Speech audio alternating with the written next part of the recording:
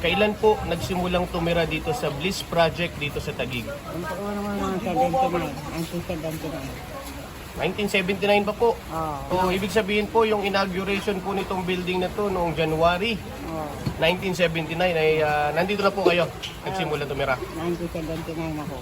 Ano po ba yung mga meron dito sa Bliss noong kapanahunan po ninyo? Ang ganda pa kataro nila mga kapit. So ano po yung mga inabutan po ninyo dito sa Bliss Project nung panahon na hindi pa po napapaalis sa pwesto si Pangulong Ferdinand Marcos? So ano po bang meron dito? Meron ba kayong mga swimming pool dito? Meron ba kayong playground? Yan, pinagawa ngayon. So yung pong inyo tinitirhan, paano po binabayaran yan dati? Ay, hindi lang 400. Magkano po? 400 pesos lang po. 400 pesos monthly. Oo. Opo. So yun po ay tapos na po ninyong bayaran. Oo. Okay So kayo po. Oo. Dalawang bahay ko. 4th floor at saka 2nd floor. So dalawa po yung nakuha ninyo nung panahon na yon. Oo, binigay ko nung sa anak ko yung isa. Okay. So kamusta naman po ang seguridad dito? Matahimik naman po rito sa Bliss. Oo, tahimik naman po. Ano? Yung panahon po ba ni Pangulong Ferdinand Marcos, ano po, meron po bang kadiwa dito? Kaliwa, meron mo, kaya tiyan. Dito saan siya. So kamusta naman po yung hospital? Meron naman po kayong hospital Merong dito? hospital dyan. Dito lang po, malapit. Malapit lang. So kompleto po ang binigay. So ibig sabihin, totoo po yung sinabi ni unang ginang Imelda Romualdez Marcos na pag nagbigay ng pabahay, meron pong pangkabuhayan, meron pong bilihan ng pagkain or palengke. Ito yung kadiwa. May sa kadiwa ho. Dito sa Opo. So meron ding eskwelahan Oo. at meron ding ospital. Oo. So ang hiling nyo po kay Pangulong Bongbong Marcos ay maibalik yung ganda. Yung Kahit ganda. yung pintura nito. Oo, yung pintura. So matanong ko po kayo, Mother, no? Eto bang building na to, nakita ko kasi, no? Wala pang binago dyan.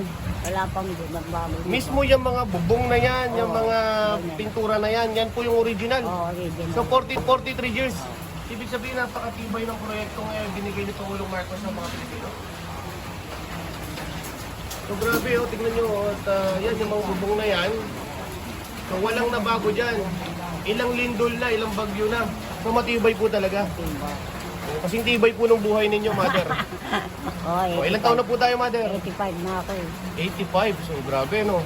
Ito po ay 43 years na. No? At ang hiling lang po natin, maibalik ang kagandahan. Oo nga. So mabalik po yung kasiglahan ng Bliss. Oo nga, please. Itong tinatawag na Bliss dito sa Taguig. Sabi ko nga, sana ka kung dahil kung si Bongbong Marcos dito, o pintura man lang yung bahay. Dalawa unit ko dito. Binigay ko na nga sa anak ko nito. So namana na po ng isang anak ninyo. So ang kagandahan lang po, napakatibay po ng structure nitong housing project na ito. So kita ko po napakatibay po talaga nitong pagkakagawa nito kasi nakaraan lang po nagkaroon tayo ng malakas na lindol. No?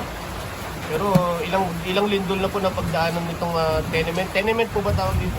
Ano po tawag dito? Bliss. Ito yung Bliss, iba po po yung tenement. Yung by tenement dyan. Ano yun? Lalo makapagal yun. Yung makapagal yun.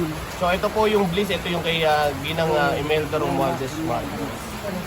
Ilang taon po sa inyong pagkakaalala? So bago po ba ito? Buo ba 20 years to pay? 10 years to pay? 25 years to pay ko eh. Okay, magkano po nung panahon ninyo? Magkano po po yung binabayaran? 430 lang ano. 430 a month. So, grabe po, napakamahal. Napakamahal po ni Pangulong Marcos sa mga Pilipino sa ganung halaga po ay buwan-buwan po. 430 lang po yung inyong binabayaran for 25 years. Sana po abutin din po namin itong mga ganitong proyekto ng gobyerno. Kasi alam naman po natin na ang pangangailangan po ng bawat Pilipino ay maayos na tahanan. At sa pamamagitan po ng Ministry of Human Settlement ay nagkaroon ng proyekto, mabigyan po ng pag-aaral. 2 bedroom ito eh. 2 bedrooms pa. So yung mga kondo ngayon, single bedroom lang. Meron pa 3 bedroom dyan. Meron pang 3 bedrooms. So grabe po.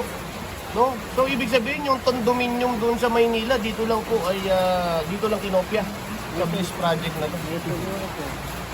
Grabe, meron kayong 2 bedroom, may 3 bedroom May pa. 3 bedroom dyan.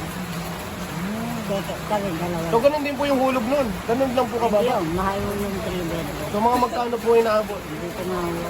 Pero yun sa inyo, 2 bedroom nasa 430. O sabihin nyo ng 1,000 po, buwan-buwan, napakamura pa din po. Mura po. Opo. At ayan po Kaya yung... lang may interest. May interest. Oo. Pero mura pa din po. Pag hindi ka nakabayad, may interest yun. Opo. Pero ibig ko sabihin, sa ganung murang halaga po, Oo. ay nagkaroon tayo ng maayos na tahanan. Tahanan. At yan po ay handog ng administrasyong Ferdinand Edralin Marcos ng kanyang kapanahunan. No? So yun po yung pagpapasalamat na po natin na tayo po ay naisaayos yung tinatawag na urban planning. No? O yung pabahay para sa mga Pilipino.